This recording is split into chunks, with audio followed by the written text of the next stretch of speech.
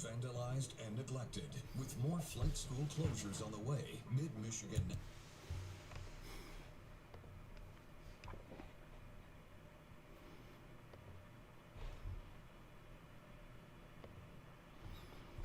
Hi everybody, and double checking my microphone. If somebody can give me a thumbs up and let me know that the audio is working. Welcome to, I think this is the third of our second Tuesday live streams. Last month we did a poinsettia, which was a monster-sized project. So this time I'm kind of toning it down a little, but we're going to do some more casual coloring, not such a big giant chunk of coloring image to work off of. That poinsettia, it had lots and lots of blossoms, or not, lots and lots of petals on the blossoms. And then every single one of those petals had a wave to it. So it was a beast of a project. It was a little bit more, but you know, I'm learning what I can handle in a quick live stream for people. And I want it to be at least an hour, but we don't want to go on 3 hours again. But that's available over in the archive section if you want to do the poinsettia. Tonight we're going to work on a gingerbread man. And, let's just go through really quickly. I am working in, this is the Stillman and Byrne Zeta sketchbook. So you know that it's a Zeta because it says that right up there, but then they also have a big Z on it. Stillman and Byrne has a bunch of different sketchbooks. There is the Delta, I think there's a Gamma, there's a Beta, I think there's an Alpha too. I've got several versions of it. I like the Zeta for Copic marker plus colored pencil. If I was doing just Copic marker, I wouldn't choose this. If I was doing just colored pencil, I wouldn't choose this. But this is a nice happy medium because markers and colored pencils, they like opposite things. Markers want to go down on a silky smooth piece of paper, something that's been polished and buffed to remove all of the tooth. Copics like it smooth. Meanwhile, colored pencil, they need the tooth of the paper so that as you're coloring, it actually has something to stick to. So when we're dealing with two opposite mediums here, we have to find something that's like a happy medium. And every single one of you is going to find a different happy medium. This one works for me. There are other brands of journals out there that will work. If you are a beginner, I would still recommend working on Express-It. And I know Express-It doesn't come in the journal format or the sketchbook format, but for years I made my own sketchbooks from Express-It paper. And I bought a cinch machine. I think I bought it 40% off at Hobby Lobby. I know I bought it 40% off. But a cinch machine adds that binder to the side there. And I made my own sketchbooks that way, just by cutting to whatever size I wanted and then putting some tag board on the front and the back. Nikki is asking, how does this compare to Copic branded paper? And if you mean Copic branded paper, if you mean the Express-It, which isn't technically, it used to be once upon a time, it was Copic paper. But it was always made by somebody else for Copic, and I think they had a divorce. And so now Express-It says I think it's ideal for alcohol markers is what the package says. I'm not sure if it even recommends Copic anymore. This is not as good as a blending paper as Express-It. Now Copic keeps trying to introduce different papers. So depending on what country you're from, and especially if you're in Japan, you might have access to a bunch of different Copic papers that we don't have, and they keep changing the labels on them. So I'm not really sure which Copic branded paper you're talking about, but anything that's made for Copic is going to be better for Copics than this stuff, because remember, this is that happy medium kind of paper. It has some tooth to it, which we need for the colored pencil. So it's what I've settled on. So it's killing me to save this label, but I have been doing it just for these live streams. And the only thing that I'm doing in this book here is live stream projects. So saving that label just for you. I do have in it, I cut down the vinyl sheet that comes, it came in right over there, my set of Ohuhu markers that I bought for testing. I don't recommend them, but I love this little vinyl sheet that came in it, and I still have not bought a placemat, but I thought I could buy like vinyl placemats and cut them down. So I just cut it down to the right size for this journal, and then I have one of those corner chompers that I use to round off the edges because it was poking me every time I moved it around. And I highly recommend when you are coloring with Copic markers that you color on something that is non-absorbent, non-porous, because, and I know a lot of instructors recommend putting scrap paper underneath your project, but what that does is it dries your marker faster because the ink is evaporating into the air from the top, but the moisture is also getting sucked from the bottom by the paper below it. And blending is all about keeping your marker as wet as long as possible. So when you put scrap paper underneath your Copic marker or underneath your Ohuhu marker, any kind of alcohol marker, when you put scrap paper underneath it, you are reducing what's called the open time. The open time is the time for those inks to blend. The ink is wet, it is open, and you reduce the open time by encouraging evaporation. It's the same thing as if you were to run a fan blowing over your paper. You're going to reduce the open time. When you reduce the open time, you will always make blending harder than it ought to be. So one of the ways that I extend the open time of my markers, especially when I'm working on paper that wasn't designed for markers, then we go with that non-porous surface underneath, color on glass, color on acrylic. In this case, a little sheet of vinyl. It's fine for travel. It's perfect for travel because it won't break. But this just keeps the ink from evaporating through the back side of your paper. It just keeps it wet a little bit longer, and sometimes that little bit of length is all you need. It can be the difference between a blend that's so-so and a blend that is amazingly perfect that like knocks your socks off and you're like, did I really do that? Non-porous surfaces can do that for you. So if you're always struggling with blending, the first thing I always tell students is make sure your markers are full, because you don't have a very long open time if you don't have a lot of solvent and ink in your marker to give to the paper. And then the next thing is move to that non-porous surface so that you can extend the blending time. Let's see, Color with Claire says, just discovered your videos via recommendation. Thank you very much, Claire. I'm so glad to have you here. Looking for questions here. Nikki, I already asked, or I answered that about the Copic branded paper. Oh, she says that her pad just says Copic on the paper, so I figured I'd experiment. Yeah, there's like 2 or 3 of them, and I like some of them and I don't like other ones. Like I've got, this one is in my drawer that I knew that this one was near. This is the thick marker paper. They all have different colors, like one has a green, one has a red. I think I've seen yellow, but don't quote me on that. And this one is okay. It's, let me look inside here to see if I still have the test swatch from it. Boy, that's a loud noise. I know I tested it because that's why I've got the cut down here. Well, let's just go ahead and... I honestly don't remember how this one rated. I wasn't super thrilled with any of the ones for Copic. It's okay. What I'm doing is I'm watching it to see if it feathers or if it blends on its own. Yeah, it's not great. I've never fallen in love with any of the Copic papers except for the Express It. And that's the one that I teach all my beginners on. Like, I'm pretty insistent. You need to use Express It for my beginner classes. Sandra is asking, what about Bristol board for the combination of alcohol and colored pencils? Love it, love it, love it. I have a big stack of Bristol over here.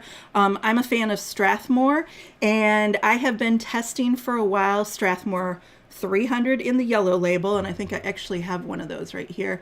left over from a previous live stream. 300 has the yellow label, 400 has the brown label, and I really like the yellow better. For months now, I've been reaching for the yellow more and more, and I started to think about it, and then I did another project on the brown label, and I was fighting with it, and I'm like, that's why I like the yellow one better. It has to be the smooth surface. It also comes in what's called a vellum surface. It's not actual vellum, it's just bumpy like vellum would be. The vellum is nice for colored pencil, but the markers really want the smooth Bristol. And I almost never choose the cheapest of anything. Like if there's things on a menu, I'll always choose the most expensive, except apparently for Strathmore Bristol. I really do like the 300 better. And that is what I work on almost all the time for my own personal projects. So, for instance, here is a project that I just released recently. This is an advanced Copic marker and colored pencil, and this one is on the Strathmore Bristol right there. So yes, I really love it, recommend it. Bristol is a technique of making paper, so it's a style of paper, and you can try other brands. It's just Strathmore, I think, is easily available for most of my students. Yep, and Lynn is explaining that we work on the 300, smooth, not vellum. Yep. Nikki says it already came in a cinch-like binding, little notebook, cute to practice blends on and test it out and experiment. That's that Copic notebook that she has. Sherry says Strathmore Bristol was on sale last month and she bought 3 pads. It will not go to waste because I use that stuff like water. All of my projects. As a matter of fact, this class is, this live stream class is a little unusual because I am using something different than what I normally teach with. But I'm trying to get something that I know a lot of people, especially the YouTube audience, the YouTube Copic people, tend to do a lot of sketchbook journaling. So I was trying to find something that would appeal to like the big crowd. But maybe, well, I've already released one video. There's 2 more coming on this. So you're going to see some more Strathmore stuff in progress. All right. So I think it was during the shutdowns. I was running a lot of classes, trying to keep people busy, trying to keep myself busy. And I was looking for photo references and clicked on this and accidentally bought it. So I've been sitting on this for years. Would I have bought this photo? It's a stock photo, so you have to buy the legal rights to it. I don't think I would have bought this one. I would have found something that was like maybe just one gingerbread man, but I've been sitting on this for years, and I was like, okay, we need something simple. Let's just do one gingerbread man. So this is what we're working with. I'm seeing in the sidebar there, if anybody has tried the papers that people are bringing up, feel free to exchange the information there, but we could talk paper all night. Maybe we will do just a live stream that's just nothing but paper questions. That would actually be pretty good. Okay, so I've been sitting on this one for a while, so we might as well do gingerbread men and do something that is relatively simple, but I always try and talk about something as we are drawing and coloring. So I thought we would talk tonight about details, because details are,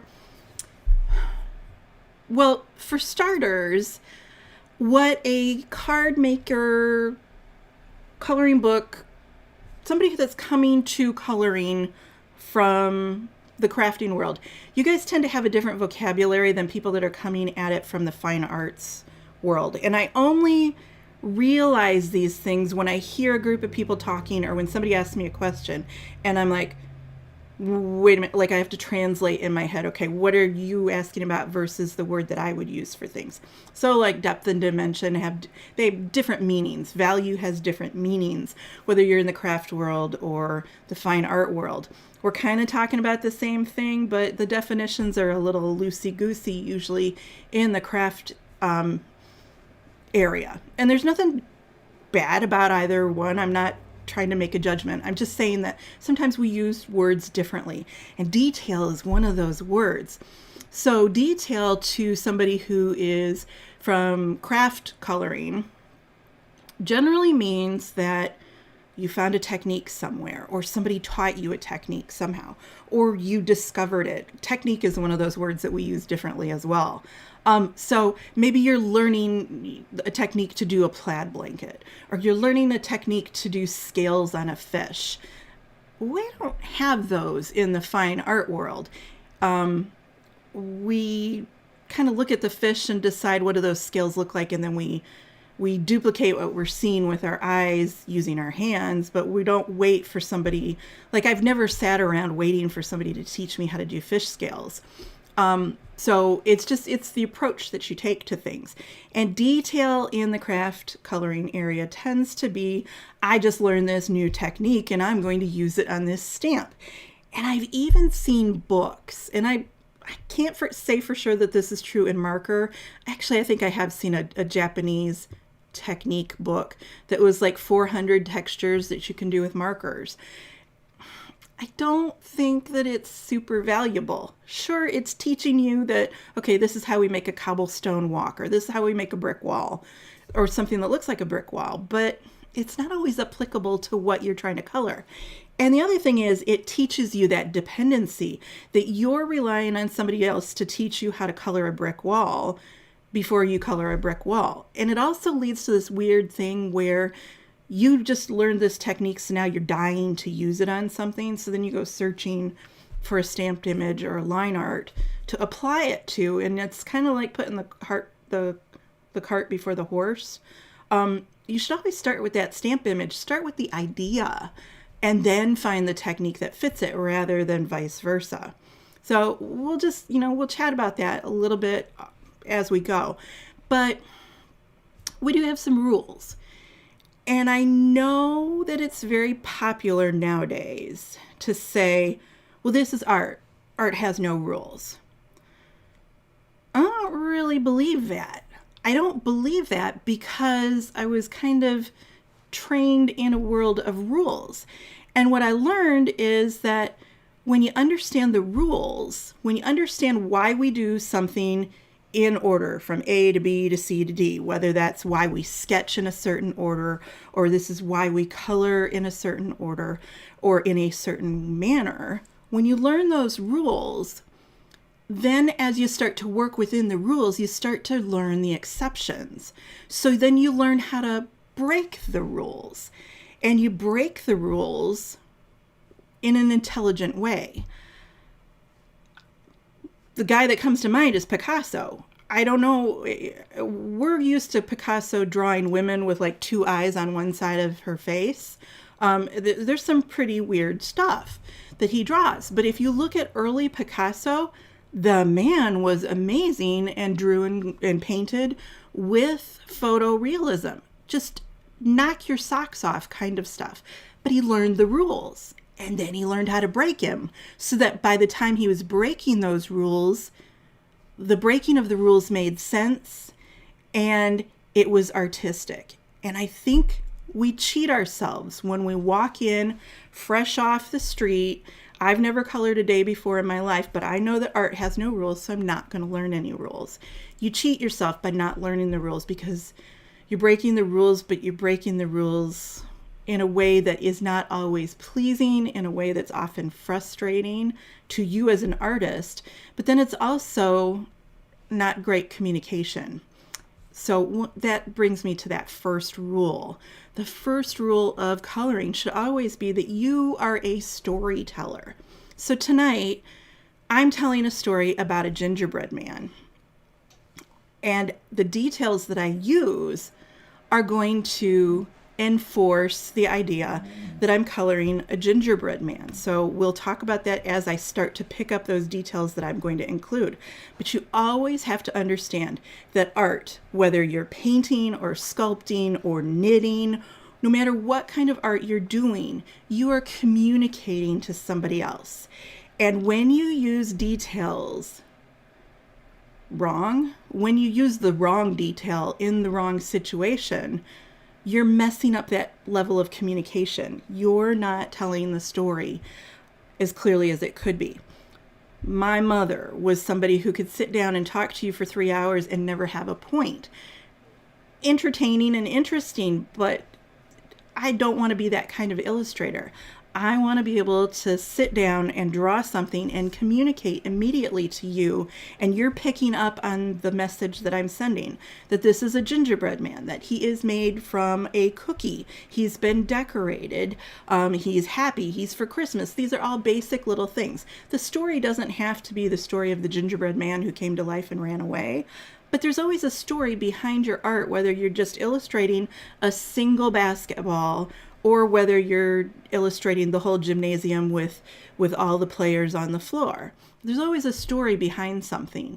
So when you forget that you're a storyteller and you're just coloring la la la because you have 3 techniques that you want to use, you're not being a very good storyteller. So the first thing is, we're always telling a story. We're always communicating. So you have to make sure that everything you do is part of that communication system.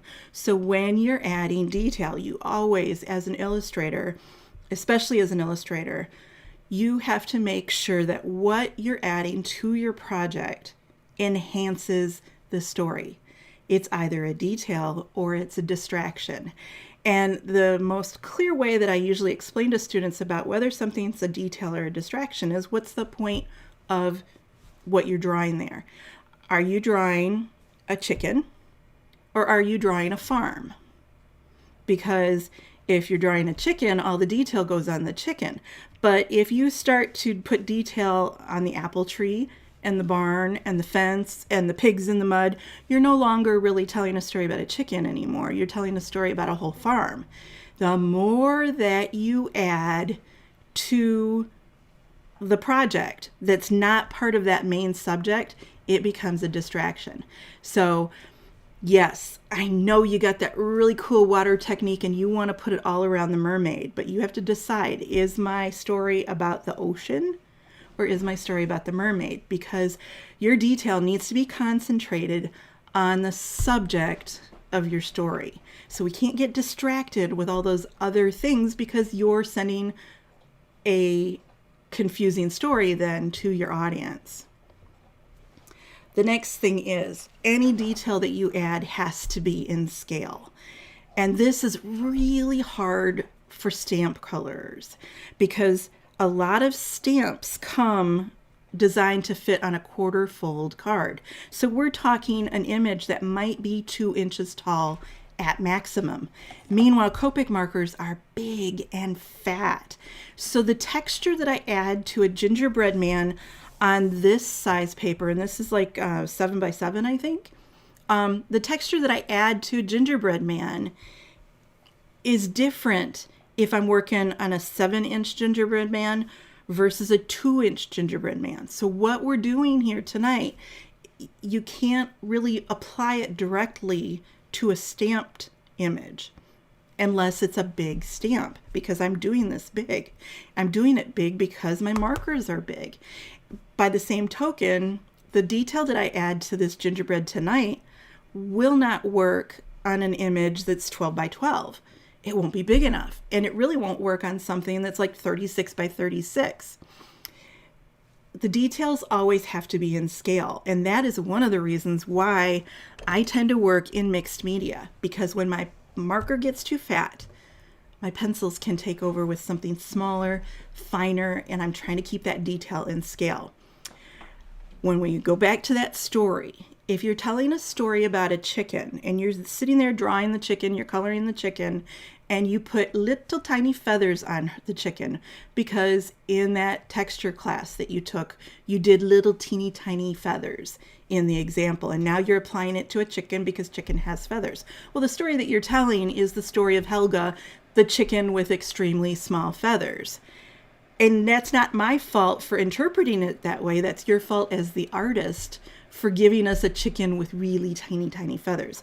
Or maybe you're telling us the story of George, the rooster with gigantic feathers, and he's only got 3 because you only learned how to do feathers really big. You got to do everything in scale.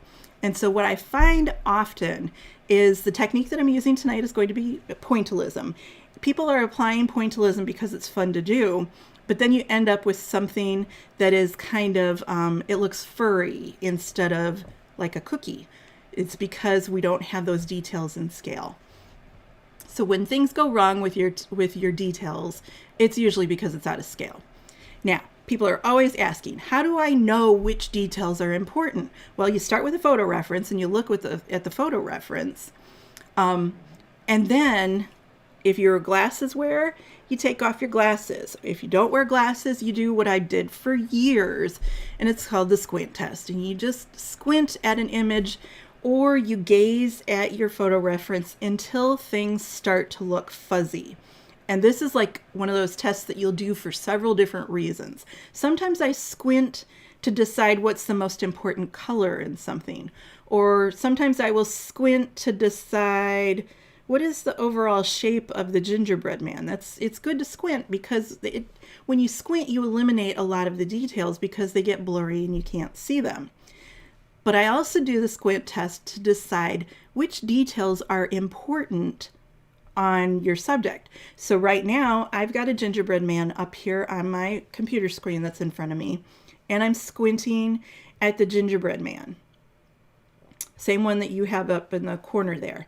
And when I squint at my gingerbread man, I'm noticing that he's got one arm up in the air and one arm is kind of pointed down, but there's like a crease right there at his neck, and then there's another crease where his little arm goes, and there's a lot of darkness in there. And as I squint, I'm seeing that there's a speckled type of texture there. These are things that I can see when I'm squinting. And then when I open up my eyes, I'm seeing that there's a ton of little speckles there. But the most important ones are the ones that I see when I'm squinting. So you'll see me sometimes in these live streams. When I'm running these live classes, whether it's a live stream or a recorded one, you'll often see me on camera making strange faces, and it's because I'm squinting to decide, okay, how much of this is important? What kind of details do I need to add, and which ones can I leave out? Because if you put too much detail in, then remember it's detail or distraction there. All right, so let's go ahead and start coloring, and I always would rather draw in color than chat, so let's go here. All right, so he's kind of off at an angle, kind of there, and I want his feet about here. This is just a regular number 2 pencil, mechanical, but if you've got a yellow pencil, I use these a lot too. I don't go for fancy pencils. All right, so I kind of know how tall I want. And I always do this because I don't want my image to like be running off the side of the paper because I didn't leave myself enough room. All right, so here we go. Amy gets nervous because now Amy has to draw a circle because he's got a really big circular noggin on him. I think that's about the size of his head versus his body. Here we go.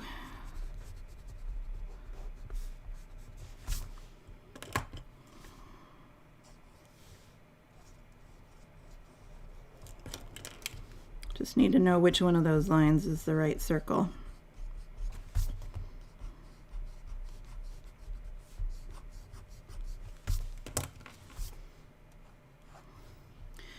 All right, and then maybe I want him to be a little taller than I allowed for. I think I got room for that. Yeah, just give it on the size of his head. And maybe I want to tuck his feet in. Make his feet a little tighter at the bottom. And I want to give my guy a tummy, because my guy's a little roly-poly. I like the idea of having slightly pointed feet, because that'll emphasize the fact that he's a little chubby in the center. It's kind of like when you put on skinny jeans and it emphasizes that you've got a tummy. Same thing, just by by bringing in those feet at the bottom, it'll emphasize the roly-poliness of him. And then if that's where his crotch is, then maybe there. I'll bring out his arm right there. Tonight I am drawing right over I'm going to color right over the top of my gingerbread man, but tomorrow morning I will sit down and try and make a new bit of line art, and I will have that available at Sketch Garden, my digital stamp site, so that you can color the same gingerbread man. All right, so I like his hair. That I think is why I was originally looking at this when I ended up accidentally buying the stamp image. And I like how his hair kind of comes, it doesn't go all the way to the edge, and I like how it's tilted. He's got attitude.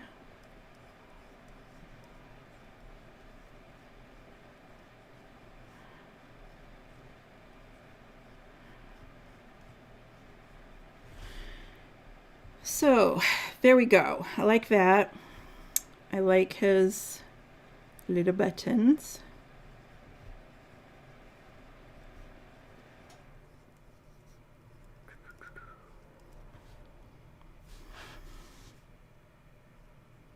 He's got some little zigzags here.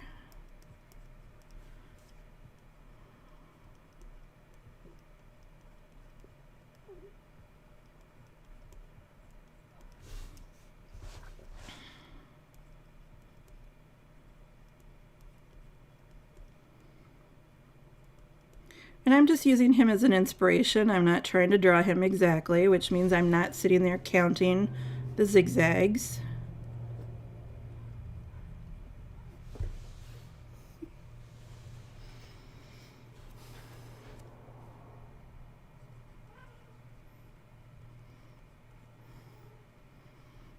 The dog and cat get so out of sorts when I do these evening live streams because they're not used to me being in the studio this late at night.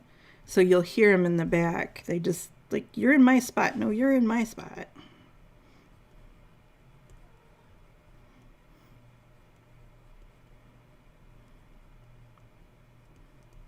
I don't quite have enough room down there for a full zigzag because I pinched his feet in.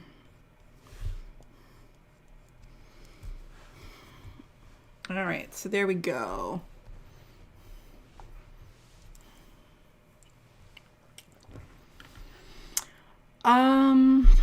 Okay, so I don't love this guy's eyes. They're kind of beady.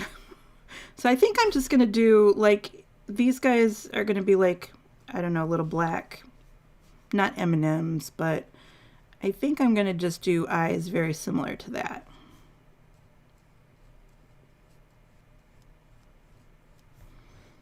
Keeping them simple.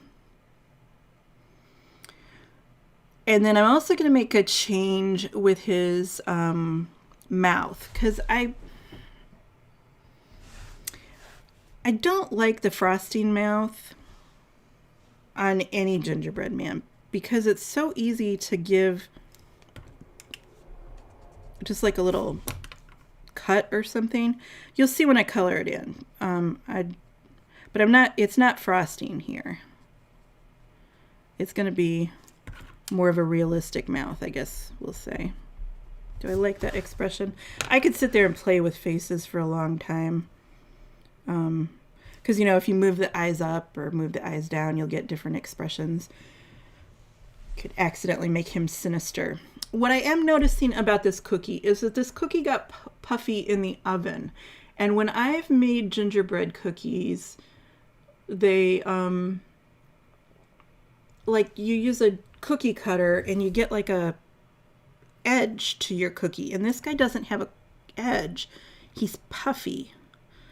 I think I want that edge because that's going to give me a chance to add some dimension to him. Okay, so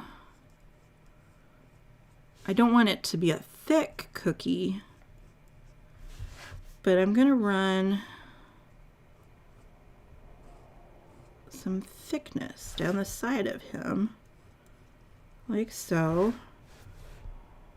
Yeah, now he's looking more like he has been cut out of a sheet of cookie dough. Okay, got some problems here with his, they weren't meeting the center.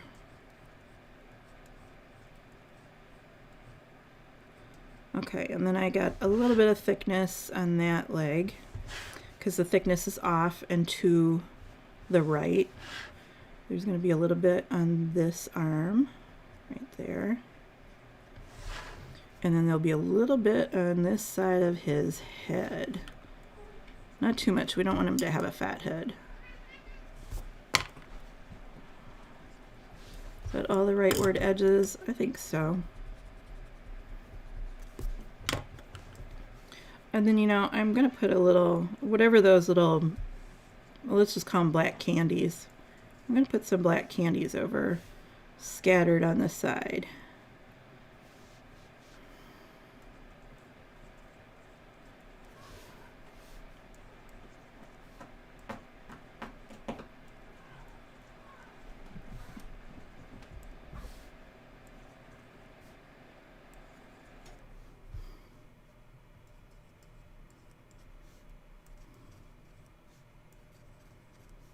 And this way I'm adding something that's kind of interesting to the background around him, but I don't have to I don't have to draw the oven and the kitchen counter and the rolling pin, and that's too much. It's a distraction, not detail.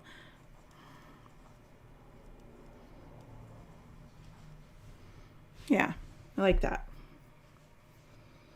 Okay, so recipe that we're going to use. Over on my website, over at vanillaarts.com, you are going to find a whole bunch of underpainting recipes. And as I was getting ready to do this, I'm like, don't I already have a gingerbread recipe? So I had to go look it up.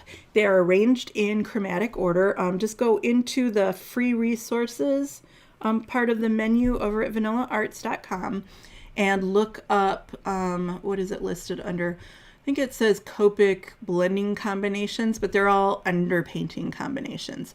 And they're in chromatic order, so they start with pink and they run through the rainbow all the way down to brown and gray and black at the end. And gingerbread is one of them. So I pulled the markers from that recipe. So RV99, and then E39, and E35, and E53. Because what I noticed right away is that our gingerbread guy here, let me put him back up in the corner there. He's kind of, I don't know, he almost looks like he's made out of animal cracker stuff. He's very blonde. And I want something that has that darker gingerbread flavor feel to it. Because remember, I'm telling you a story about this gingerbread man, and he is made out of actual gingerbread, not sugar cookie mix. So I'm using that darker combination. The RV is the underpaint, and then over the top of it, I'm going to do E39, E35, and I'm probably going to reserve the E53 just for texture a little bit later. So this is going to be my main combination.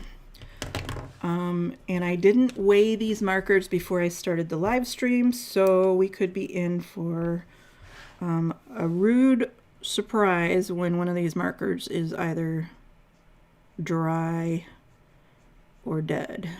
I hope not. I usually check things just to be sure beforehand, but I didn't do that.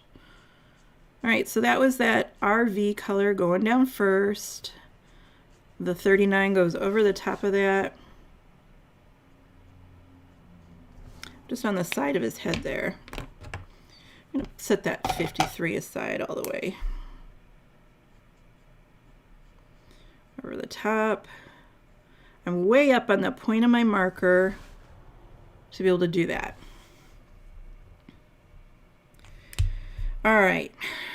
Now, I think I'm going to go through and do all of the sides first. That makes the most sense to me. And this time I'm going to do less of the red. That RV99. It's pretty strong. It definitely has that gingerbread kind of feel to it, but it is a dark recipe. And here in the armpit,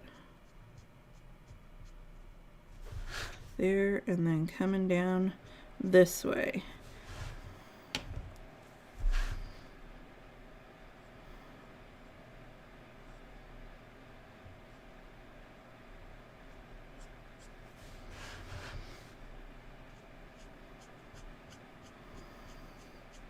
That's a bit of a run there, so I'm going to come up here and come down from that direction.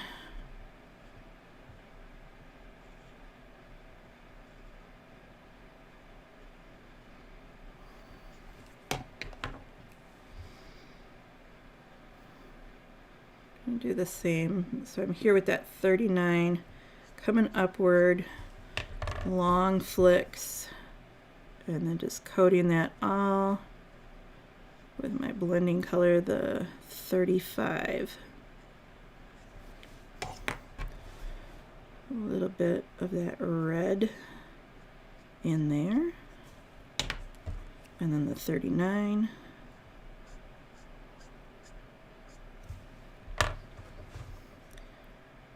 And then the 35.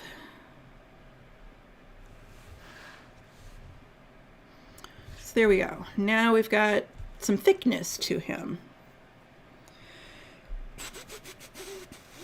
What should I color next? All right. I like to break things up a bit. I color fairly large. This isn't a large one for me. It's on the larger side, let's put it that way. I'm putting aside the RV because I know that that's pretty dark in there, and I don't think I want any of that on the surface of him just yet. So I'm just working with the 39 and the 35.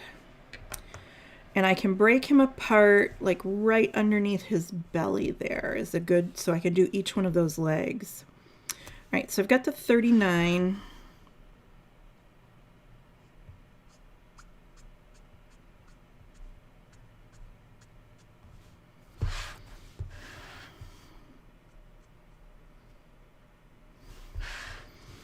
Okay, and then I want to be on the right hand side.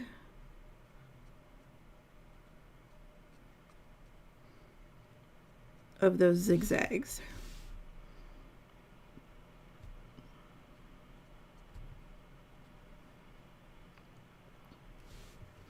And then I think if that line was coming up, I might have a little bit of darkness coming this way.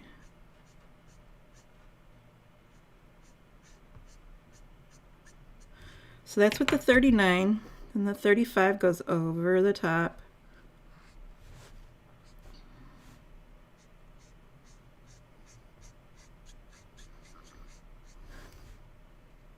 And here's where, if I was working on Express-It, this would blend just automatically for me.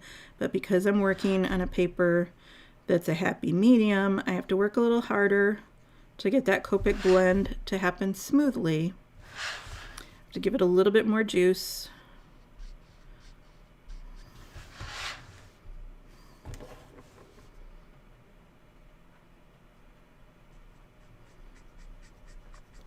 And also remember that I have a frozen shoulder now, so I'm not doing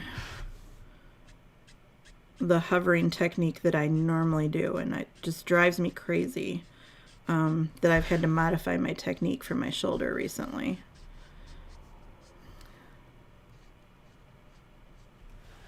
So there we go. One little leg done. Now let's do the opposite one. Get that 39 right under his belly.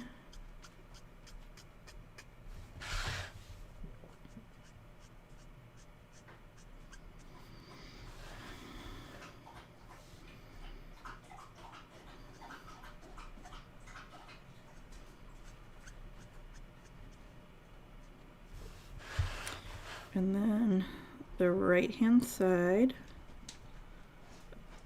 of the zigzags.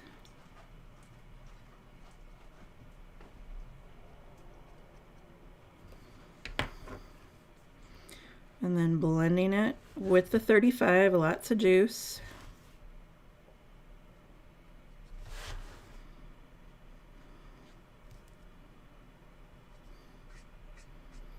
Sometimes I pre-moisten that darker color, like we're right here. I'm just getting in there and getting it wet. And then we talk about the Copic fairy coming in and blending it for us. But you have to get it nice and wet for her to do her job. So sometimes just pre-wetting something helps out. And really, when you're coloring light to dark, that's all you're doing. You're pre-wetting your paper.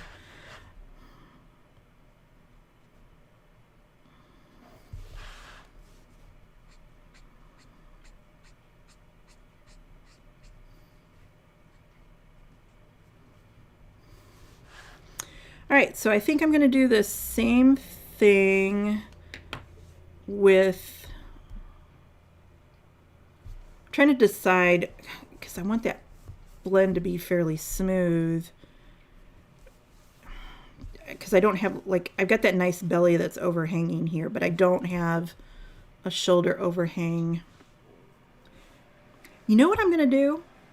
Okay, we are winging it here. I'm going to add a scarf.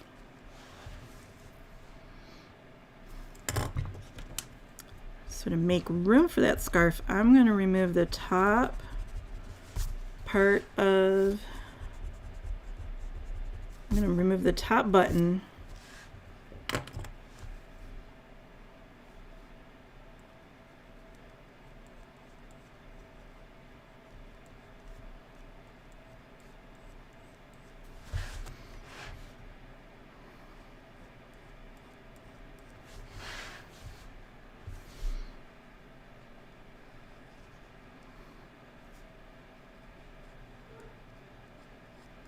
Okay, so if this scarf was made with frosting, it would have rounded edges. So I need to go around. See, I'm telling that story. And then this is overlapped.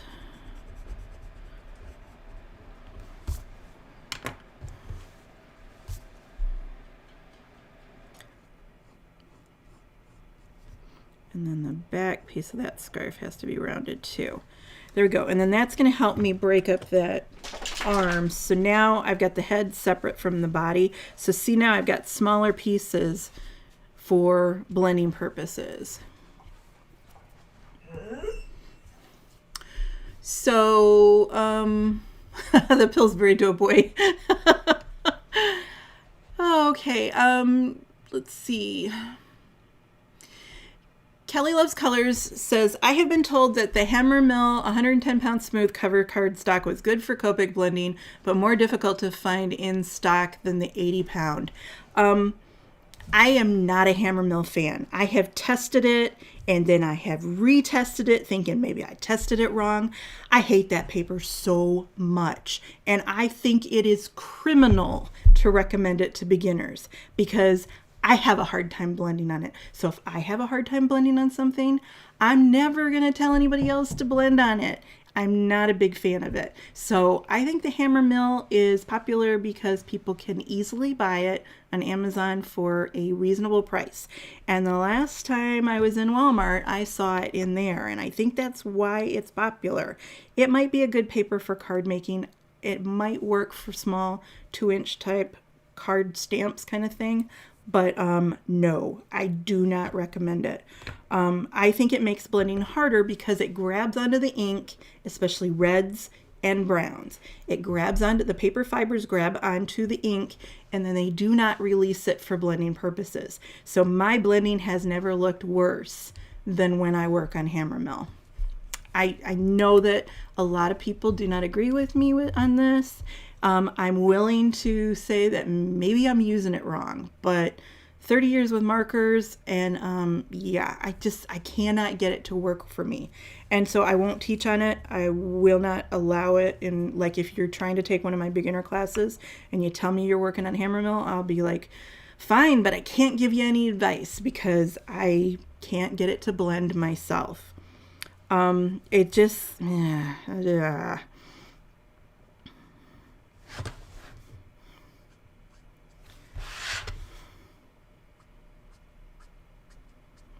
If you're somebody that does work on it and gets great results, more power to you. I just, yeah, it's that's just one of those that if I could get it to work, I would, because I am very motivated to make things less expensive for my students. So if I could teach with it, I would, and I just can't. And I can't in good conscience recommend it to people for that reason. So sometimes you don't have a blending problem, you have a hammer mill problem.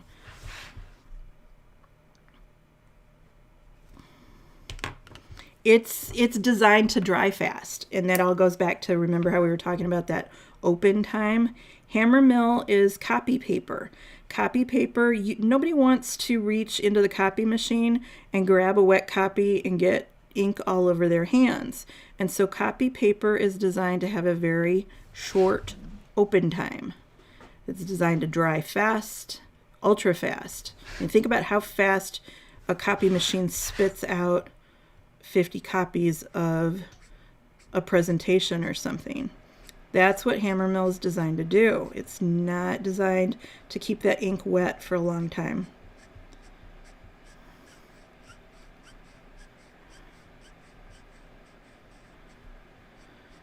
So I know I'll get hate mail over it because a lot of people just really love their hammer mill. I want to like it. I really do.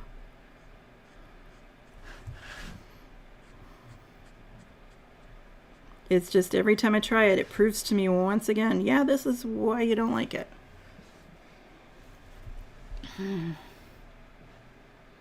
Lynn is mentioning Nina paper. Nina does that too. Nina, we have a marker that we call Satan's Spit. It's G28, and that doesn't want to blend on the best of days. And it got its nickname because I was working with G28 on Nina. So Nina's just one of those that the paper fibers are just, they're super accepting of ink, which is very good if you are running a copy machine. Not so good when you're trying to blend. Oh, and Nancy agrees with me. Yeah, she says that it grabs certain markers, and I'm sure it's a lovely bright white, the hammer mill is, and like I said, the price and the availability are just, you can't beat that. But it just does. There's something about those paper fibers that they do not want to release, and you won't notice it with every single color. And if you're somebody that colors with a lot of the sub-zeros and the 1s and 2s and 3s, you can probably get away with hammer mill. But I'm using RV99 and E39 here. These are some stubborn colors. Remember, and I think this is one of the biggest things that it takes, I don't think everybody gets it right away, that you think of Copic as a marker. So this is a Copic blue marker, a Copic red marker, but Copic is really 358 individual unique inks, and they all behave a little bit different. So your R29 behaves differently than your E39. There's different things that you need to do for each one. It's just like you got 358 little kids here that they all have special needs. Some of them only like chicken nuggets on Tuesdays, and some of them will eat anything, anytime, and blend with anybody, and you don't even have to babysit them. There's other kids that just, they need constant supervision and extra help in blending. Inks are all different, so you just can't say, well, I know how to blend Copic ink, because I'm going to ask you, which one do you know how to blend? Because they're all different. And as Nancy was saying with the hammer mill, just with certain colors, it doesn't want to work.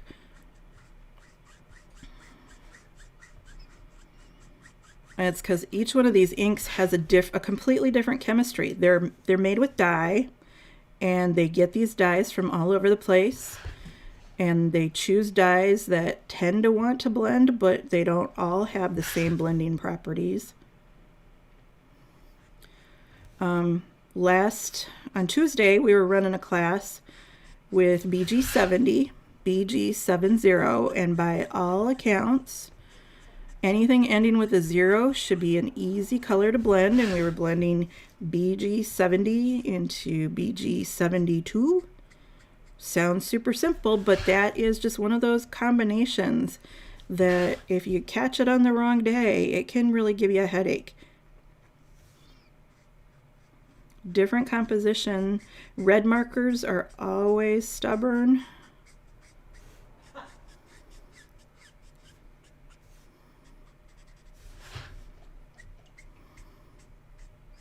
And there's hidden red in a lot of other colors. So there's a lot of, there's a red ingredient in this E39 that I'm working with. Anything that's got that warm tint to it. There's red, of course, in the red violets, but there's also red ink in many of the V markers. And that makes it a little bit more stubborn, a little more challenging to blend. You got to give it a little bit more juice.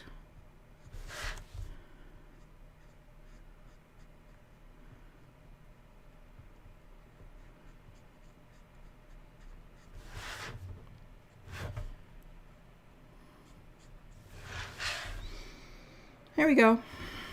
It's coming together.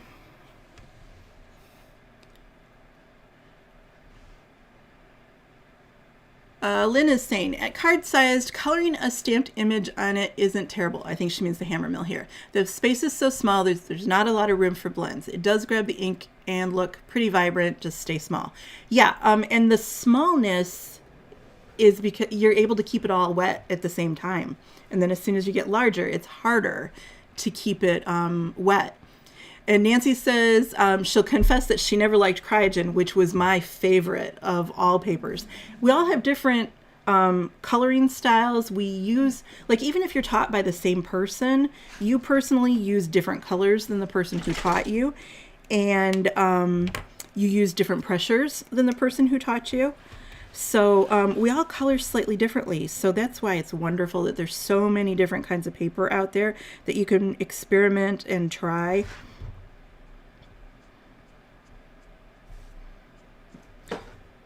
I think it just helps to be honest about why you don't like something, why something doesn't work for you, because there really isn't a best paper for everything and everyone. But we got to share the information and understand why you don't like something.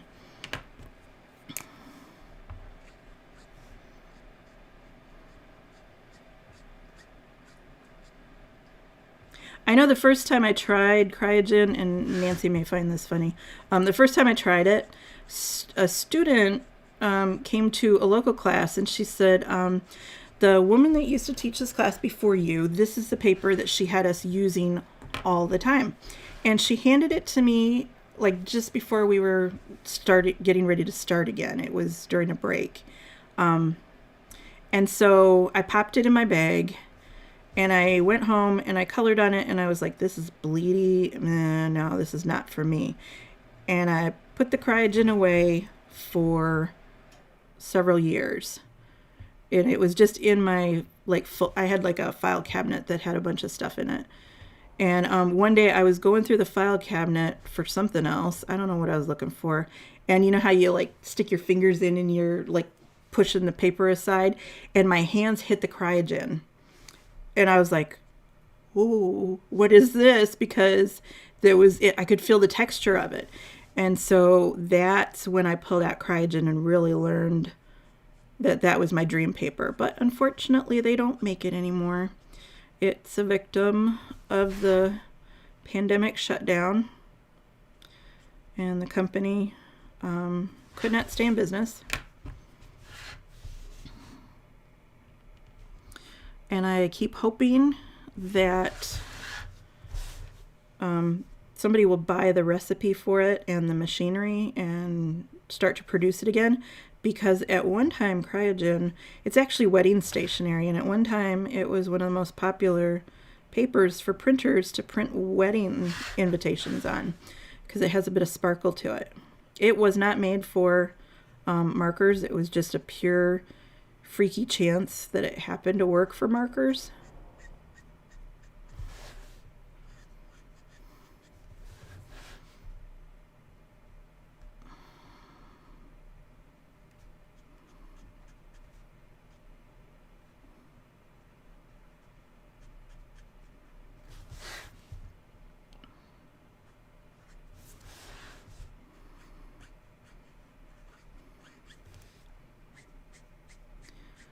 filling this in.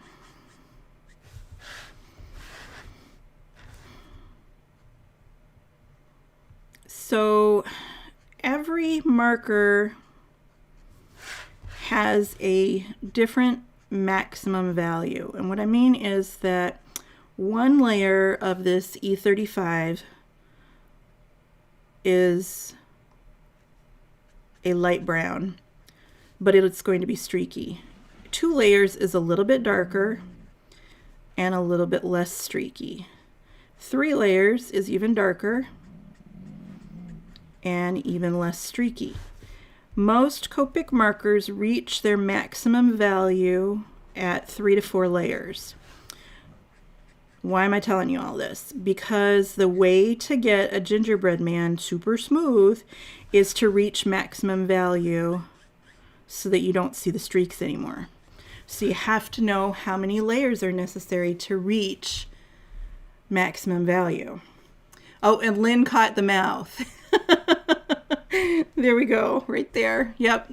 It just looks like his upper lip is hanging over his lower lip just a little bit. All right, so cookie texture. I'm going to use some pointillism, but I didn't color him 100% completely in pointillism, because if I did, he would kind of look like Fozzie the Bear. He would look like he was furry. So I'm going back with the E39. And when you do pointillism, you need to do, your marker has to be perfectly parallel, or perpendicular rather, to the paper. Straight up and down, right angle. And my camera is at an angle so that you can see the nib of my marker more easily. So it looks like I am at an angle, but I'm not. And the reason why you want to be perfectly perpendicular to the paper is because if you're at an angle and it's just like you're stamping. You want to stamp little circles, not little egg shapes. And if you come in at an angle, there's going to be little ovals. So I'm trying to give him just a little bit of cookie texture, but I don't want to go overboard because I don't want it to look like fur. I'm keeping it small. This is the 35. It's going over the top of those dots and melting it out slightly. And now I'm doing color on color, 35 over 35, coming up here. There's more solvent in this 35, so it's going to melt out some of the 39. Just a wee little bit of texture there. Now I'm squinting at my cookie to see where most of his speckles are.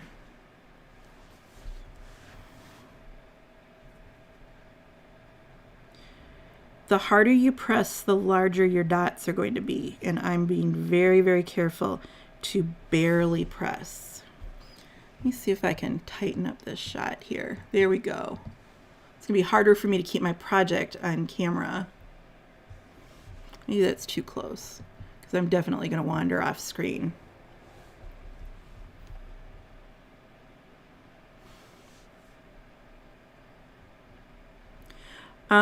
Let's see. Kelly Loves Colors is asking about the paper that I'm working on. Yes, if you go into the description, there is a resource page, and on the resource page is the full list of all the supplies that I thought I was going to be using. I will update that after the live stream, probably tomorrow, with the supplies that I actually used. But the Stillman & Birn notebook is on there. And Stillman & Birn also sells loose paper. It's not just in the sketchbook format. There's actually sheets of paper that you can purchase. It works for me. I'm not promising that it'll work for everybody, but I think it's a good happy medium. My favorite of the current papers that I've been working on is still that Strathmore Bristol, though.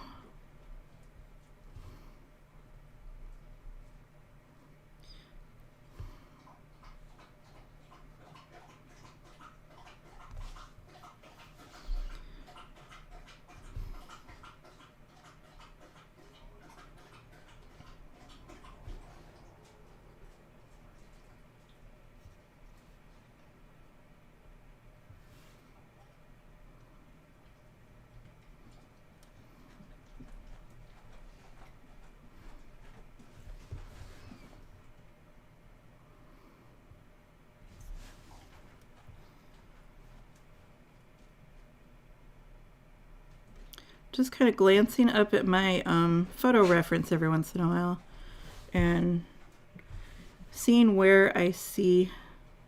It's really the biggest of the texture marks on him.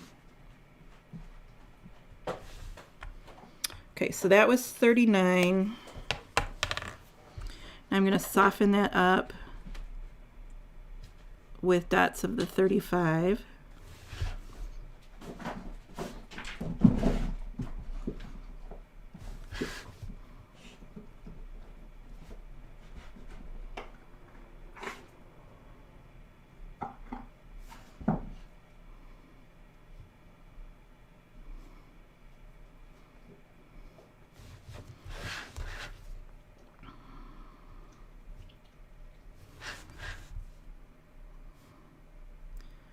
Going faster than I probably would normally go.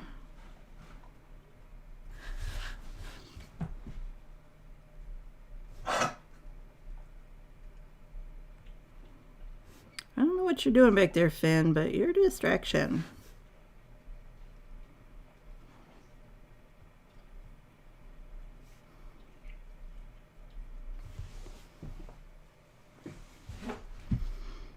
The dog is directly behind me, so that's not me snorting, that's him.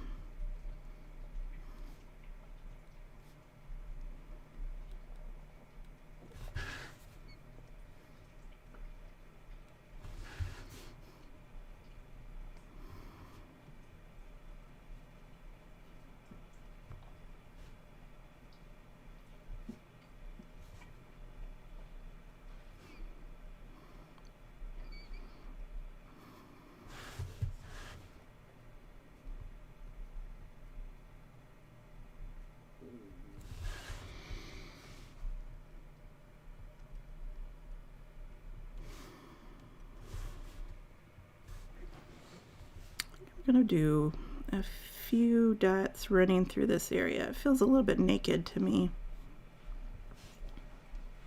It's just 35 over 35.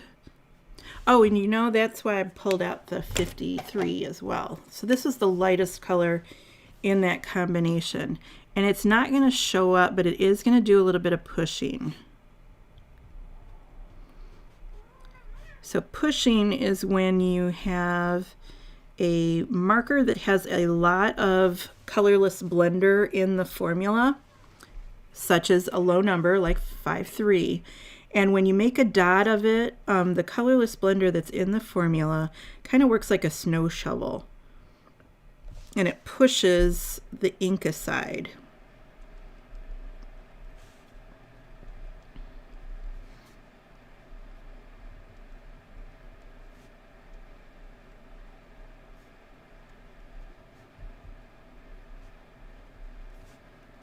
Yeah, that's what I needed.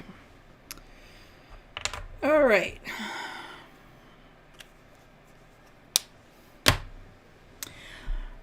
Let's do some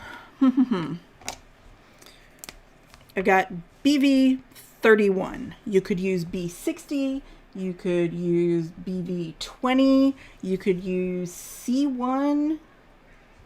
I'm just adding a little bit of shape to the white frosting area.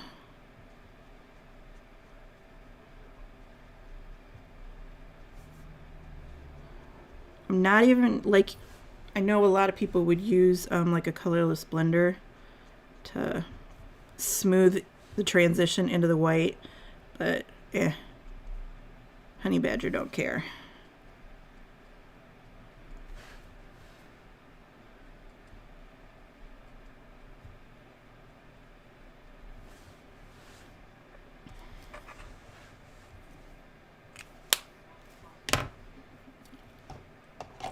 My greens that I pulled out, not a special recipe. I just grabbed 2 greens. So I got YG17, YG23, and I think I will throw a little bit of the E35 underneath it as a underpaint.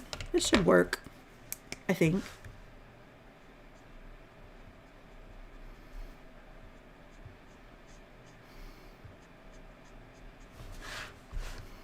If it doesn't work, we'll find out here quick.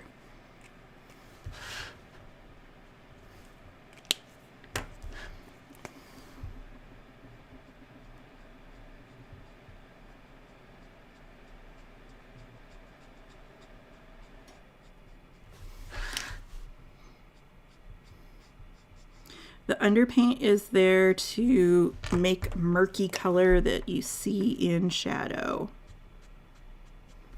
So that's YG17 going over the brown and slightly beyond, and then blending it out with the 23.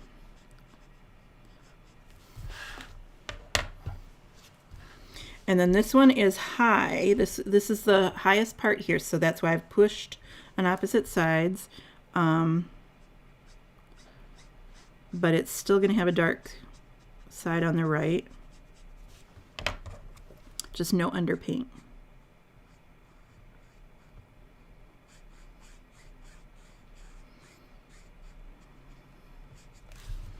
There we go.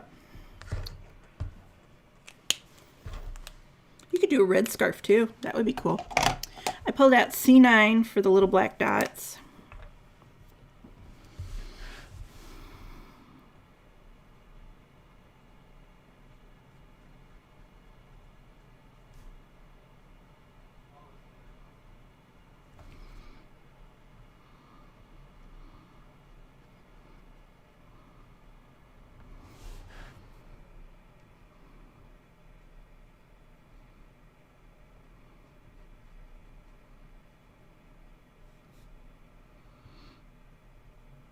When I colored the first eye, I was kind of down on the side of my marker, and these dots are a little bit too big for, or too small for that. So I came up and now I'm doing more of a point. And here we go. This is where Amy always gets trapped. This eye's a little too small. Oh, now it's bigger than the other one, so I'll make the other eye. I'm gonna leave it alone.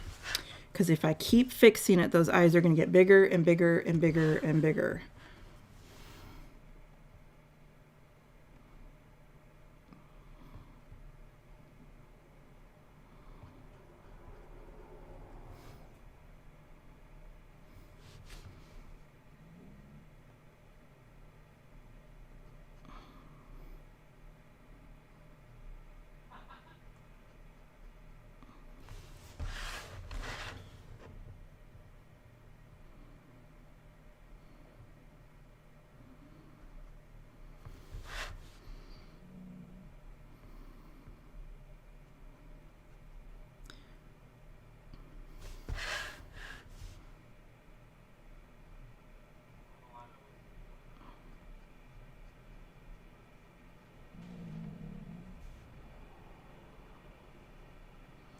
If these dots were slightly smaller, I would probably pull out like a tri-plus pen or a multi-liner to color them in. I really chose a bad size for them. They're a little too small to do skillfully with a Copic, and a little too big to do with a pen. I need mini Copics, and I've said this for years.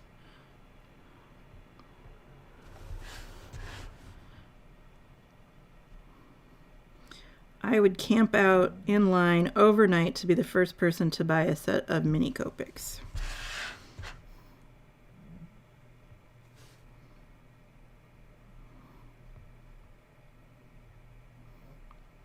And it doesn't even have to be Copic. Olo, if you want to invent the first mini marker, I will camp out overnight for you. I just want something that's smaller. It still needs to be a brush nib. I don't want a bullet nib. I want a mini brush.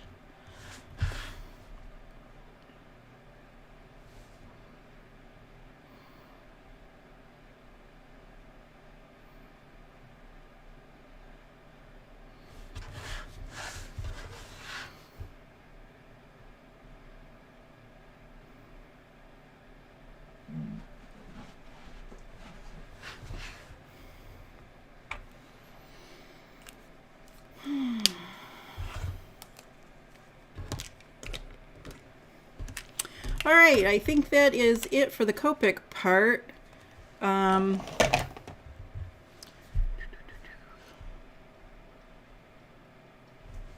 Just making sure I'm not missing any questions over there on the side.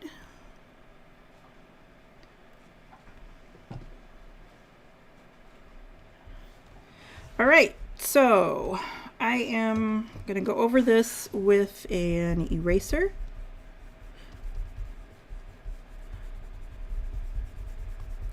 Normally I run an eraser over the project before I start to color the Copic stuff, but tonight's colors are all so dark that I knew it would cover over any pencil lines. I'm just getting those stray ones that are outside the edge. I figured I would leave the lines because when I erase them or make them super light and then color over it, not everybody can see what I'm coloring in, so that way you could see the lines. So there we go. This is as far as I would go with the Copic layer, because remember, I really like the colored pencils best. I pulled out a selection of colored pencils that I thought I would be using on top of these particular markers. So let me explain my choices here. I have slate gray because I use this in backgrounds a lot for the cast shadows. So like where these little black candies are on the background, and then the cast shadow of the gingerbread man will probably be in that slate gray. My pushing color, I've got dark umber here, but I actually thought I had pulled out a black raspberry is what I thought I had pulled out. Dark purple.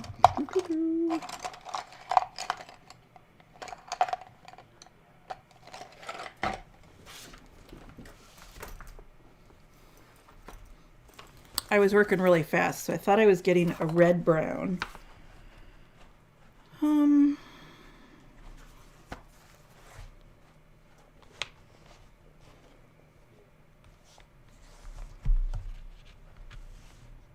There's black raspberry. That's not the color that I thought it was. All right, I will just use the dark umber. Normally I don't use brown over brown though. So I've got the dark umber. I've got this burnt ochre here just in case. Maybe if I make some texture with it. And then the lighter color would be this beige color, all on the gingerbread. This is really weird for me though, because normally I do not use brown on brown, so this is unusual. I have grayed lavender here for the white sections. We're going to give him some little pink cheeks with the pink pencil. Indigo blue for the scarf, and then a white all pencil for some highlights. This is really driving me nuts. I don't like the dark umber.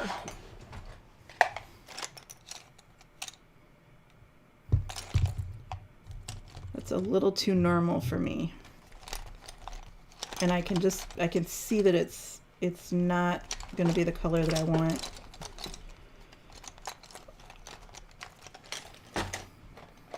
Amy with her jars of colored pencils.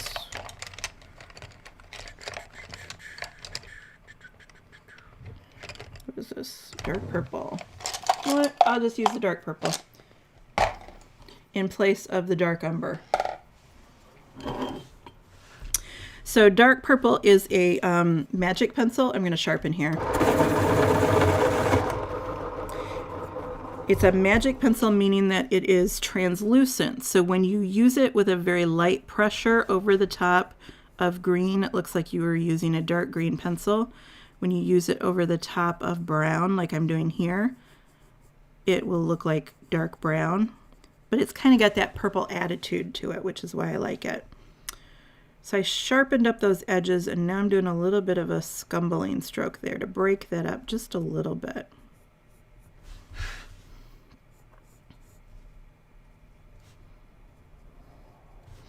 The reason why I was kind of insistent on finding a color that wasn't brown is because it feels futile to me, to use the same colored pencil over Copic.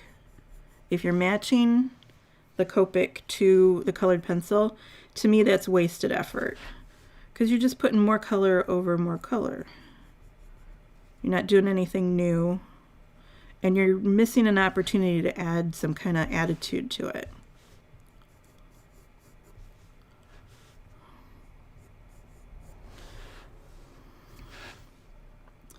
Copic is a wet medium.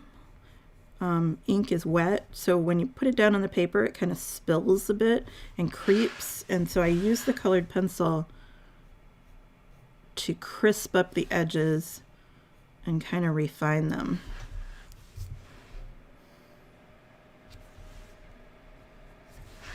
Okay, so in that photo reference, there's a crease right there.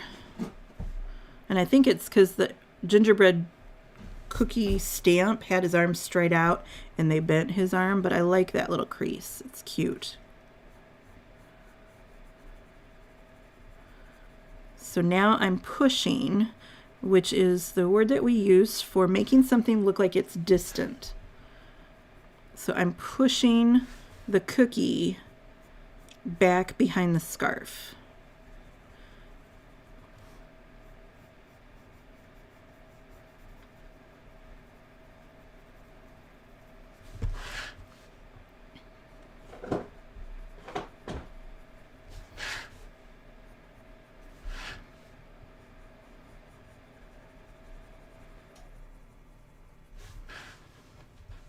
And if you didn't watch me do it, you wouldn't know that I was using a dark purple pencil, because I'm using it so softly. It's adding value. It's darkening the brown, but it's not adding color in the way we normally think about color being added. So I just want that frosting to pop forward a bit, so I have to push the cookie back. I'm going to pull out another magic pencil. This is indigo blue, and I think indigo always looks a little better over green. The colors match a little bit more, but it's another translucent pencil. So I'm just rounding off at that shoulder and then over here. So now it almost looks like that scarf is getting captured between the arm and the head. And now I'm dividing and just doing a little extra push. I'm putting the blue right where the underpaint was, but I'm doing less pencil than underpaint.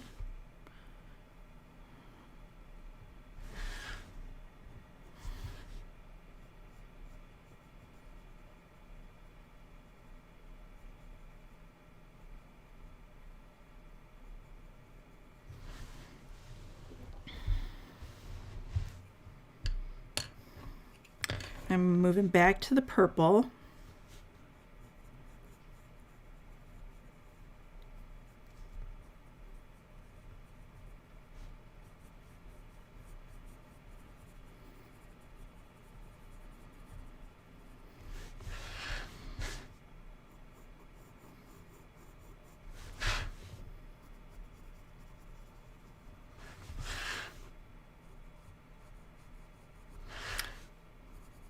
Kind of deepening that there because it's going to pull his belly forward by pushing his legs back.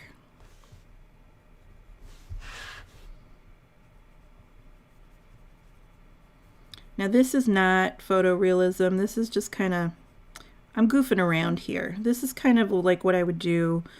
I used to do birthday cards for the kids or family members. This is just kind of the fun kind of illustration that I would do casually to give away.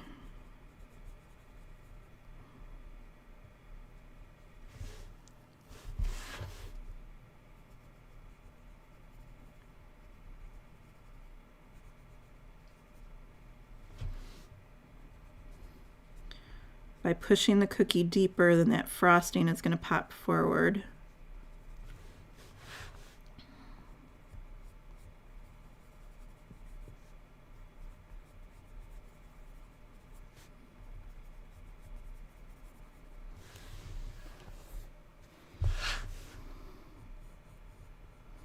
Gonna push his chin back, and that's gonna pop his front lip forward.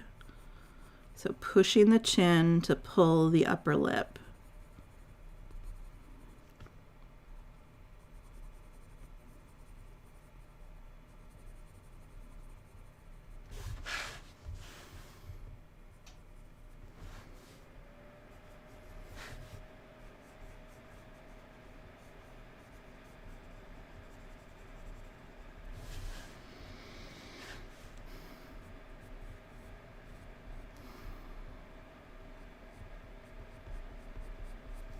So here I am pressing hard because I want to get that crease that I see in the photo reference.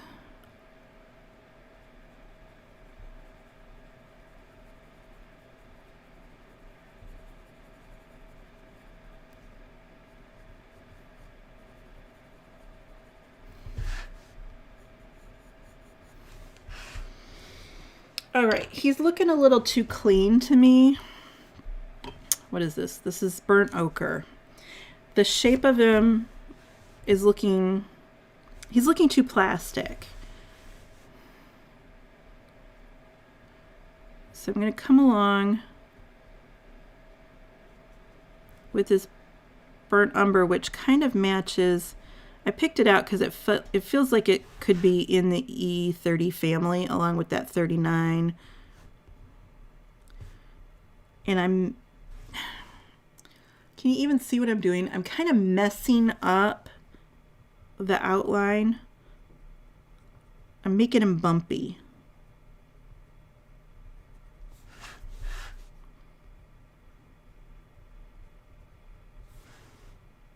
That feels better to me. He was too clean and crisp.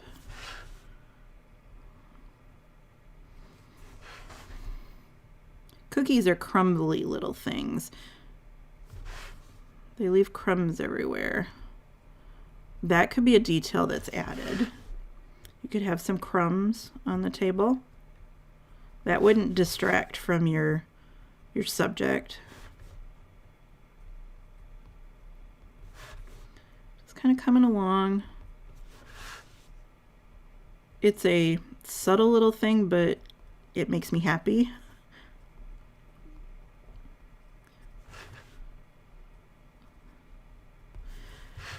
I always like looking really closely when I go to a museum, looking closely at the paintings there, smiling when I see these little details that not everybody notices.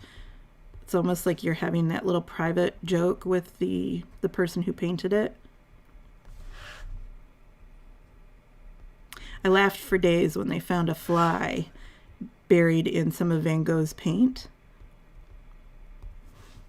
Wouldn't surprise me if he did it on purpose.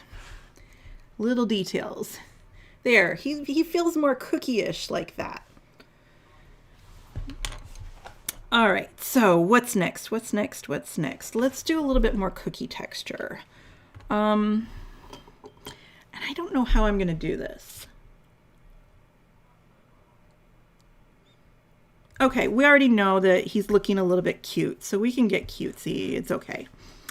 I'm going to sharpen my pencil. I'm going to sharpen that ochre that I was just using.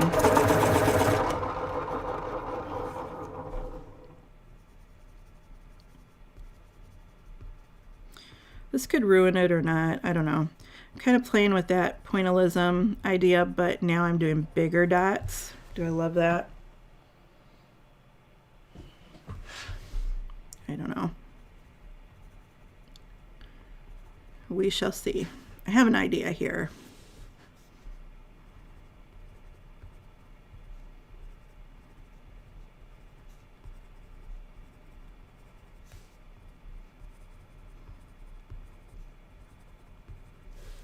It might end up looking like he's got the chicken pox, but we'll see. If you don't experiment like this, you never come up with anything new or unique. This is where style comes from, is playing around. So if you take classes from someone and you never change up how you're coloring it, like you should learn to color it the way they taught it the first time around, because you'll learn something from every instructor.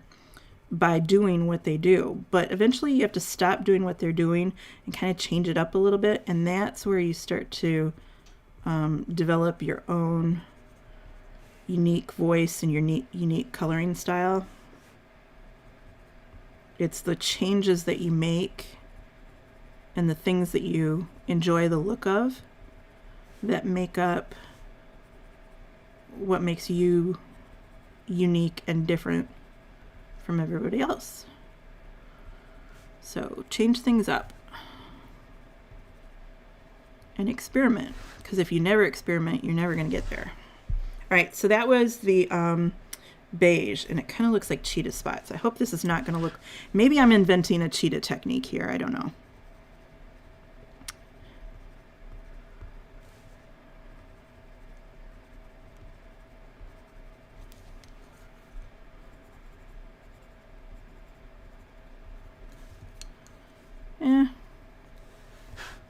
Not everything's a winner. We'll see. I was just envisioning a puddle of dots. Oh, it looks better on camera than what I expected.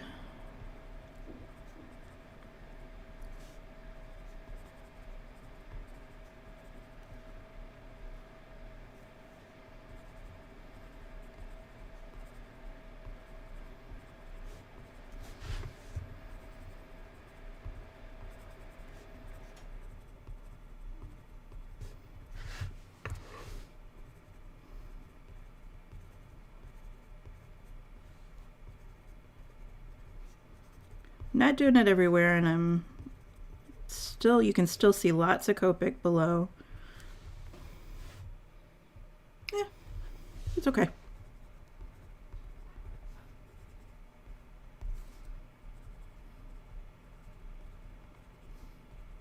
Sometimes it takes 3 or 4 times of doing something before you hit on, oh, well, I should have done them only on the left, or I should have done them. You know, you make these little changes as you experiment with something. There we go. Okay, this guy's face needs some help, but first I'm gonna give him a little pull on his belly down there. There, now he's definitely got that Pillsbury Doughboy belly. All right, what do I want to do on the face? I want to pull his upper lip forward. That's going to increase his smile. Just softly with this beige pencil.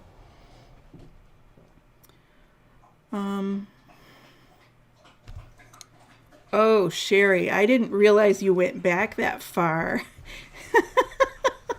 Sherry just mentioned that I used to give away free images as part of my newsletter. Oh, that was a long time ago.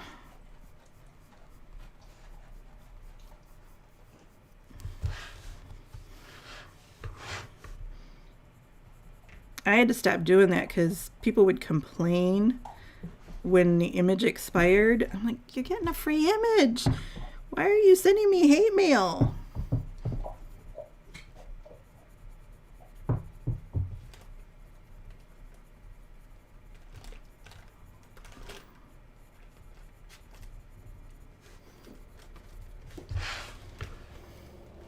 Just giving him a little bit of a face there. Pushing his eye sockets back. And then that kind of gives him a nose without drawing a nose. And then let's cheer up his cheeks. Strudel came to visit.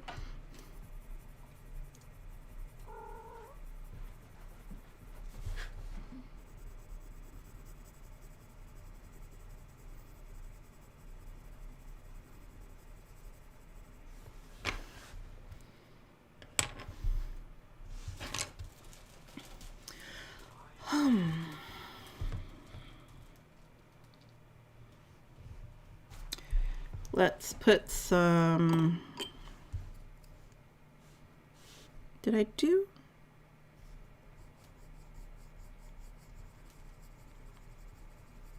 Needs a little more.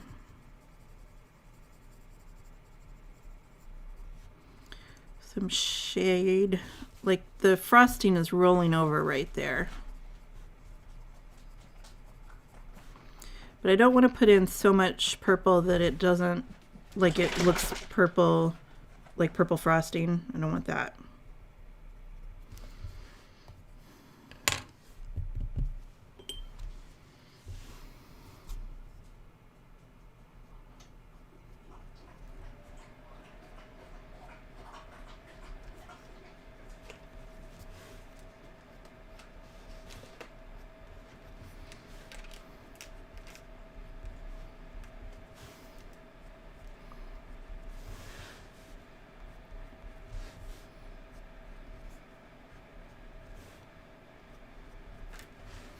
I'm using a white pencil, but I don't want the highlights to look white, so I'm doing it very lightly.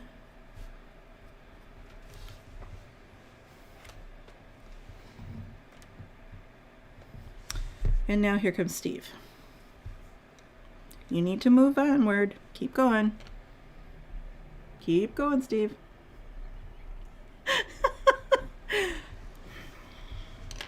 There's so many other ways to get to their basket. Shadow.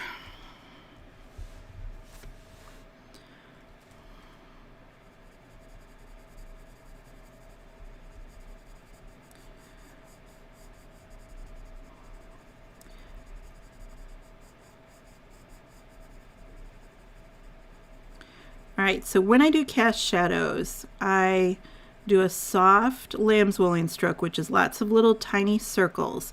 But then you'll see me running my pencil right along the edge of the gingerbread man, or later with the dots. And I'm just increasing the value and the potency of the cast shadow where it's right next to the object. So the cast shadow is darkest close, and then as we get farther away, it gets just a little bit lighter.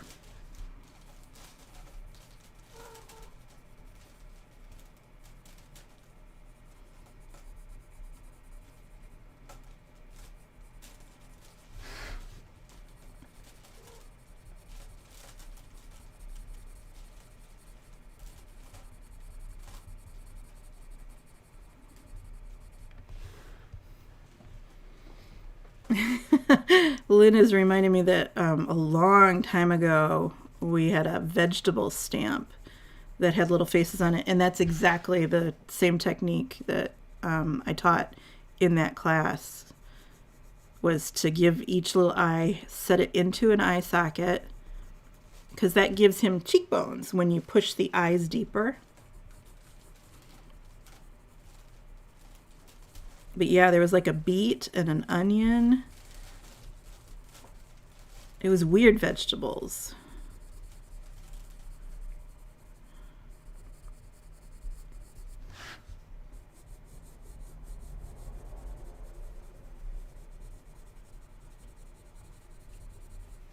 Pencil got dull.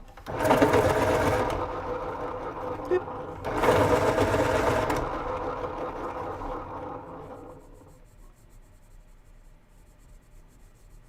Cannot function with a dull pencil.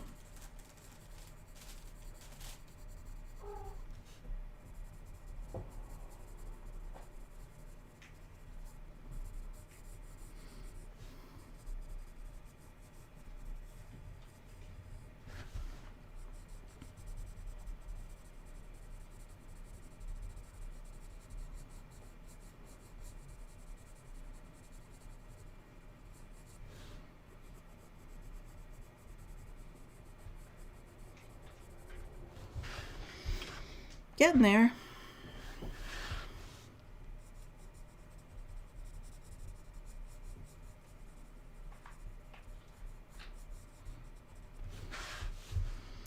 All right, so would there be a little bit right, probably a little bit right there, but it would be soft.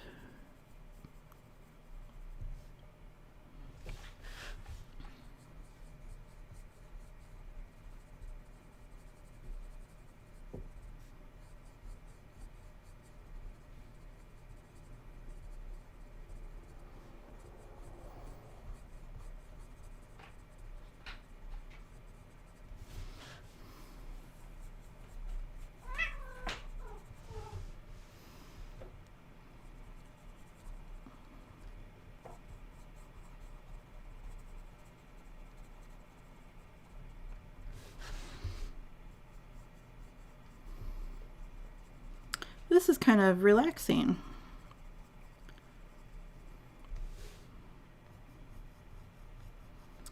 No pressure to make something look super realistic. Just going for viable depth and dimension.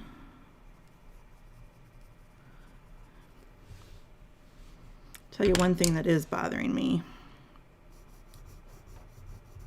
This frosting would have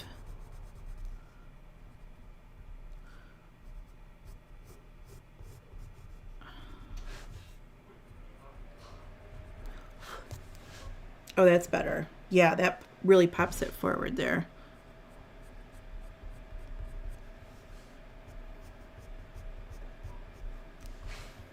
Oh, I feel better now.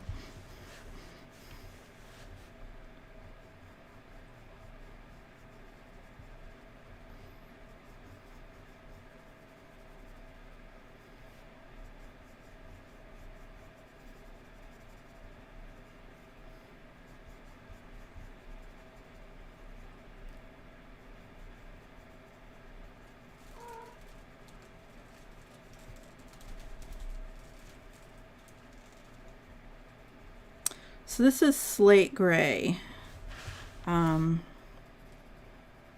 it's just kind of a universal cast shadow for me. What is it? Number 936. It's on my list of pencils that I wouldn't be able to live without. All right, so I've picked up the burnt ochre because when an object casts a shadow, it casts a shadow that has some of it lends its color to its cast shadow. And so I'm adding brown to the cast shadow. So this is why you probably don't realize that most of my cast shadows are made with the same pencil over and over again, and it's because I always tint the shadows. Because when you cast a shadow, you share your color with the shadow. So if this was a piece of watermelon, it would be green or red, where the skin or the flesh was casting the shadow. If it was a purple button, the shadow would have elements of purple to it. There we go. Just a cute little guy.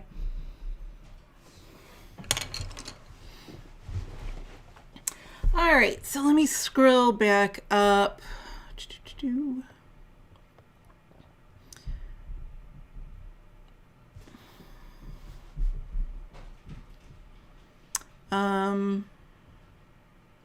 Yeah, the black raspberry, it was redder than I thought it was going to be. I don't know what color I was thinking of, but there is a definite red-brown, and it wasn't Tuscan. It was, hello? Live streaming here.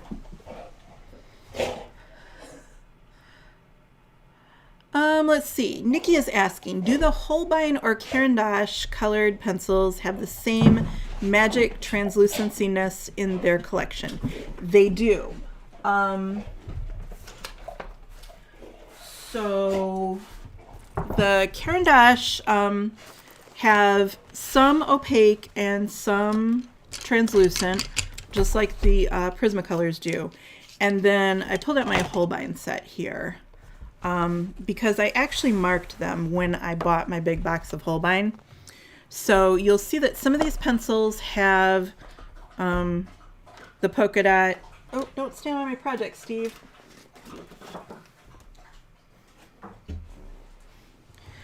Some of these have tape on the bottom of them, the polka dot tape, and that means that they came out of the opaque set of Holbeins.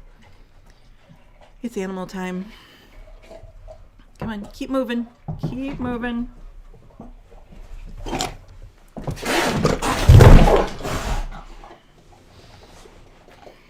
All right, so they came out of the opaque set, out of the pastel set, and all of the pastel pencils have a high content of white to them. It's late for everybody here. So they have a high white content to them, which means that they are more opaque. Meanwhile, over here, you have some that came out of the regular set of Holbein, and those are, on the whole, more translucent. I was talking on Tuesday with some students, and the real test, for me, the way that I tell without looking at the tape on the bottom, is that in general, if you're looking at, and I'm just going to pull some pencils. If you're looking at the pencil lead only, not the paint that's on the pencil. So if I just show you a bunch of pencils, and you can look at the lead, and you're looking at like the pure thick color there. If you can tell what color it is, or you can kind of tell what color it is, then it's probably got some whiteness to the pencil. There's some opacity to it. But if you're looking at it and you can't quite tell, is that blue, is that purple, is that green, like the one here, the 1, 3, and 4 there.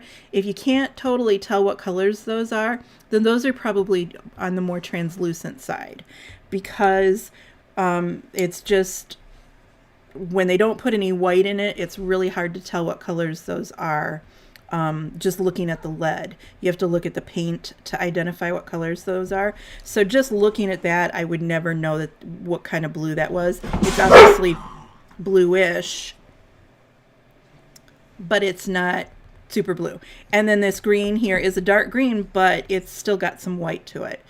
But I do divide the pencils up and I mark them, because that's just a general reminder that in Holbein, they are super opaque. In the luminance, I do the lead test to tell. Normally the cats and dogs get along well, but we are just out of our element tonight. Sherry asked if I did something to my hair different. It's been a long day. No, I got it cut on Monday, I think it was. Last Monday. So, let's see. People are talking about different classes and the underpainting. Yes, the blend technique does, or the blend class covers underpainting. It is the third, no, actually it's in all 3 segments. It's a 12-week class, and I think it starts on week 3 that we start underpainting. The animals are worse than kids. Yes, definitely. Yeah, and Finn is in for a rude awakening, because normally when I live stream, he knows when I say goodbye that means it's time to go play BALL. And so when I say goodbye to you tonight, he's probably going to think that it's time to do that, and it is pitch black outside. There's no way I'm doing that. So yeah, he's going to be very disappointed when we get done. Let's see. I'm not seeing... not seeing more questions. Lynn says she printed her inventory chart with a black line, and that gives me some indication of the pencil's translucency.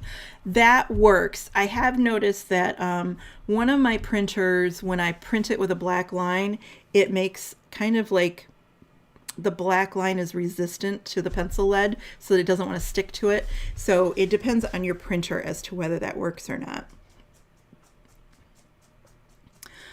All right, so where did my drawing go? I set it aside. Popping that back onto the screen. Okay, so I drew over those lines. Tomorrow I will come in, probably digitally, and rescue those lines, kind of trace over them, so that I can get this same kind of gingerbread boy with this same kind of attitude there. And that will be available over at Sketch Garden for you later. I'll get that up as soon as possible. I will also update the supply list. I think I used all of the supplies I expected to, except the purple was different, and I didn't use the E37, which I put down just in case on the list, but I ended up not using it. So I think everything else is exactly as I expected to do. So I'll have to take the burnt umber off and put on the purple instead. And I think that's all I know. All right, folks. It is almost 9 o'clock my time, so it's a good time to cut this off. Trying to think of next month, January, it'll be on the second Tuesday. So let me pull up that calendar there. Get to January. So the second Tuesday in January is going to be January 9th. Tuesday, January 9th will be the next YouTube live stream. I'm not sure what I will be drawing, but it'll have a winter theme to it. Yeah, I think that's all I know for now. If you're not subscribed to the newsletter, definitely do that, because I am, especially into 2024, we're kind of converting that newsletter to lots of talk about color and color theory. So definitely want to subscribe to that. Just head over to Vanilla Arts in the free resources. There should be a subscribe area there.